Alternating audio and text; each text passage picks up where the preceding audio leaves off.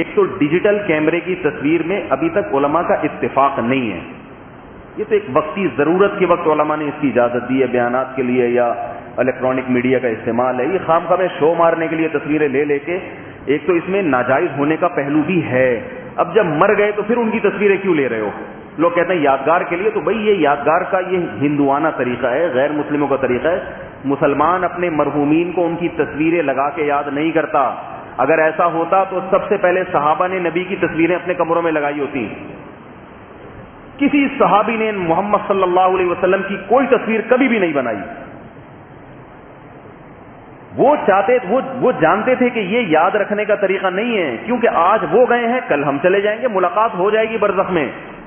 وقتی طور پر ہماری جدائی ہوئی ہے.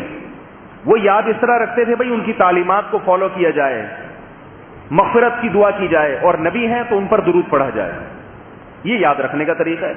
ہمارے ہاں کچھ بھی نہیں کرتے, تصویریں لگا کے جیب میں بھی رکھی ہوگی, ایک بٹوے میں لگی ہوئی ہوگی, ایک فیس بک پہ ڈالی ہوئی ہوگی, ایک واٹس ایپ پہ لگائی ہوئی ہوگی جی مجھے یہ حضرت جی سے بڑی محبت تھی.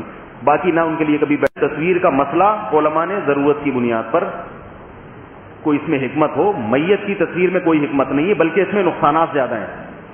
دوسرا, میت کی تصویر لینے میں دوسرا نقصان یہ ہے, یہ بہت اچھی طرح سے سمجھیں, کہ جب انسان مر جاتا ہے تو وہ چاہتا ہے کہ میرا چہرہ چھپا دیا جائے, کیونکہ مرنے کے بعد چہرے میں تغیر پیدا ہوتا ہے. چہرہ انسان کا ایسے فریش نہیں رہتا جیسے زندہ حالت میں رہتا ہے. اس کی میں آپ کو ایک دلیل دیتا ہوں. دیکھو موت جو ہے نا, موت, اللہ نے قرآن میں موت کو نیند سے تشبیہ دی ہے. اللہ یتوفی الانفس حین موتها والتی لم تمت فی منامها. اللہ فرماتے ہیں ہم تمہاری روح سوتے ہوئے میں بھی قبض کر لیتے ہیں, اور جب تمہاری موت آتی ہے نا تو اس کو بھی روح قبض کر لیتے ہیں. تو جسم سے روح نکلتی ہے نیند کی حالت میں بھی اور موت کی حالت میں بھی. نیند میں عارضی نکلتی ہے, واپس آ جاتی ہے, اور موت میں ہمیشہ کے لیے نکل جاتی ہے. اس وقت واپس آئے گی جب قیامت کا دن ہوگا اور اللہ مردوں کو دوبارہ زندہ کریں گے.